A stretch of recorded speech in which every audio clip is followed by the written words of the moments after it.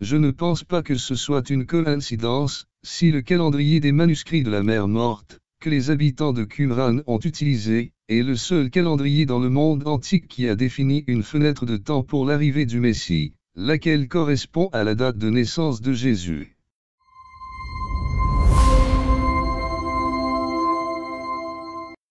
Cette mosaïque du zodiaque provient d'une ancienne synagogue juive. Il y en a beaucoup d'autres comme celle-ci, peut-être quelques dizaines que les archéologues ont trouvées. Quelqu'un pourrait regarder ceci et dire, eh bien, alors, vous savez, ces juifs devaient être des païens.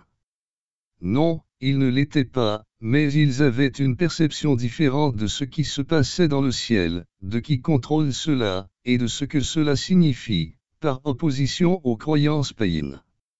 Astrologie ou astronomie païenne, il n'y avait vraiment pas beaucoup de différence dans le monde antique, ressemble plus à des horoscopes modernes ayant des signes de naissance, des dates et des jours de naissance, et comment les étoiles sont censées déterminer notre destin, notre personnalité et les résultats de notre vie. Tout cela est faux, et un juif ancien dirait que c'est une hérésie.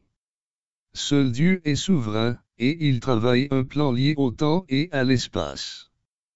Par conséquent, les êtres humains doivent prêter attention à ce qui se passe dans le ciel, car cela pourrait nous dire quelque chose sur ce que Dieu est sur le point de faire.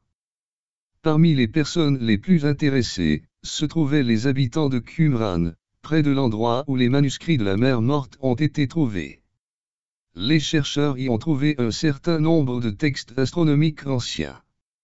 Les gens de Qumran s'étaient séparés de la secte juive des pharisiens, qu'ils pensaient être d'esprit trop libéral, car les pharisiens utilisaient un calendrier différent.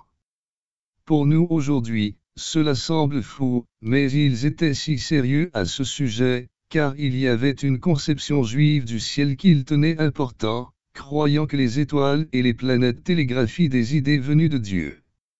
Cette croyance est reflétée dans le livre de l'Apocalypse, chapitre 12.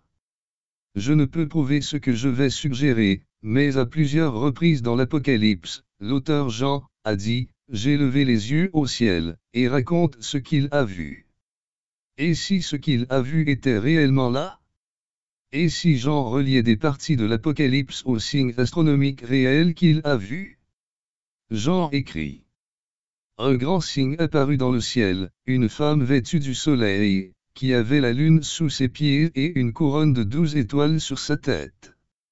Elle était enceinte et elle criait dans les douleurs et les tourments de l'accouchement. Un autre signe est apparu dans le ciel, un grand dragon rouge feu qui avait 7 têtes et 10 cornes, et sur ses têtes 7 diadèmes.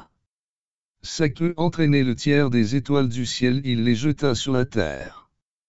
Le dragon se posta devant la femme qui allait accoucher, pour dévorer son enfant dès qu'elle accoucherait. Elle mit au monde un fils, un mâle, qui va faire paître toutes les nations avec un sceptre de fer. Son enfant fut enlevé auprès de Dieu et de son trône. Le verset 5 cite clairement un psaume messianique, qui est également cité ailleurs à propos de Jésus en référence à la naissance du Messie. Au verset 5, la notion d'être enlevé à Dieu et son trône fait allusion à la résurrection et à l'ascension de Jésus. Les versets 1 à 4 cependant, décrivent de l'imagerie astronomique. Maintenant, je ne suis pas le premier à suggérer cela, mais je soupçonne fortement que c'est à cela que pensait Paul lorsqu'il a écrit dans Romains 10, 18, n'aurait-il pas entendu? Nous pourrions avoir envie de répondre, non, ils n'ont pas entendu, mais Paul poursuit en citant le psaume 19, 5, au contraire. Leur voix est allée par toute la terre, et leur discours jusqu'aux extrémités du monde. Quand Paul a écrit cela, Apocalypse 12 n'existait pas encore, alors il cite le psaume 19, le ciel raconte la gloire de Dieu et l'étendue révèle l'œuvre de ses mains. Par tous ces verbes de communication, Paul associe la connaissance de l'arrivée du roi messianique à quelque chose qui se passe dans les cieux. C'est tout ce qu'on peut dire. Les détails d'Apocalypse 12 peuvent être suivis dans un logiciel d'astronomie, ce que je vais faire. Mais avant de le faire, laissez-moi vous expliquer ce que je n'essaie pas de faire. Il y a ceux dans les cercles évangéliques qui croient que vous pourriez regarder les constellations dans le ciel et apprendre tout le plan du salut, aussi clairement qu'en lisant des versets de la Bible. Moi, je ne le crois pas. Ceux qui le croient réclament trop des données.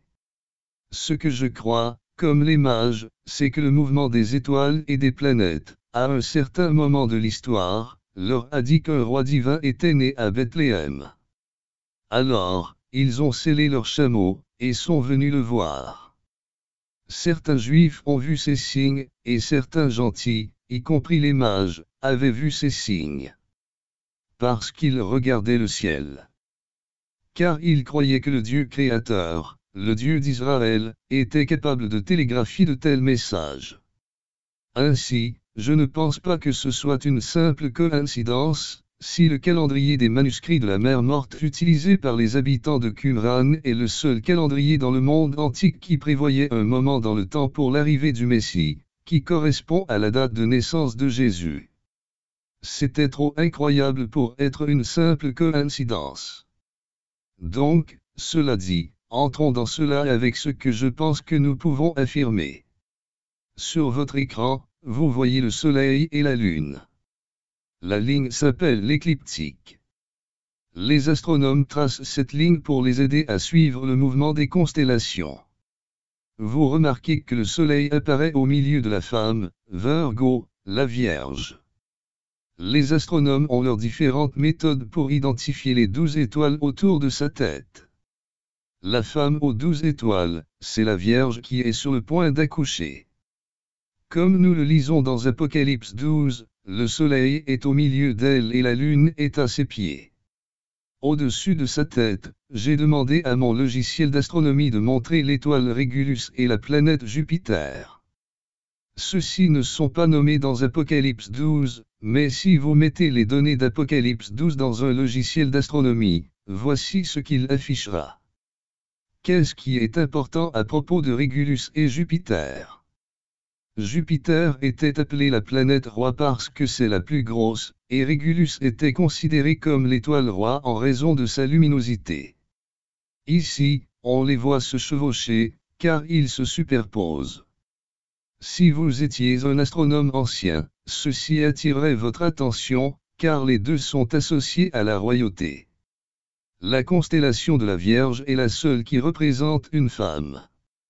Le logiciel montre que la Vierge a été vêtue de soleil pendant 20 jours, tandis que le jour exact où la Lune était sous ses pieds, en même temps, et où Régulus et Jupiter se sont croisés, vu au-dessus de Jérusalem, ne s'est produit que pendant une période de 80 minutes, au cours de ces 20 jours. L'astronomie étant liée au temps mesurable, nous pouvons calculer les dates précises. Vous voyez que j'ai mis des bonhommes allumettes à la place des constellations, pour que vous puissiez les voir un peu mieux. Celui du centre, c'est la Vierge. Elle n'a pas l'air très jolie en bonhomme allumette. Voyez le Soleil et la Lune à ses pieds. Jupiter et Régulus se sont joints. Quelle est la constellation positionnée au-dessus de la Vierge? C'est Léo, le lion. Qu'est-ce que tout cela signifierait pour les observateurs juifs? Le lion est le signe de quoi? De la tribu de Juda. Régulus et Jupiter se croisant en lion, le roi signalerait quelle tribu? Oh, oui, Juda. Voyez maintenant les constellations placées sous les pieds de la Vierge. Avec un logiciel d'astronomie moderne, nous avons deux constellations, la Balance et le Scorpion. Cependant, dans le monde antique, il s'agissait d'une constellation qui était un scorpion avec de grandes pinces. Parfois, les anciens appelaient aussi les scorpions, dragons. Mais il existe une autre option pour le dragon, Hydra, qui est également situé au-dessous de la Vierge. Bien qu'Hydra se trouve loin de l'écliptique, cela n'a pas vraiment d'importance. Ainsi, vous avez deux choix. D'accord, il est prêt à dévorer l'enfant quand celui-ci naîtra. Il y a eu une courte période pendant laquelle tous ces éléments étaient présents. Le 11 septembre de l'an 3 avant l'ère commune, qui s'est également avéré être le jour de la fête de Rosh Hashanah, qui sur le calendrier hébreu, est le premier du mois de Tisri, le jour du nouvel an pour les Juifs et le jour des trompettes. Tisri Ier était aussi le jour de l'an du calendrier civil en vigueur au pays de Juda pendant la monarchie divisée. C'était le premier jour officiel du règne de chaque nouveau roi davidique. Quelques incidences.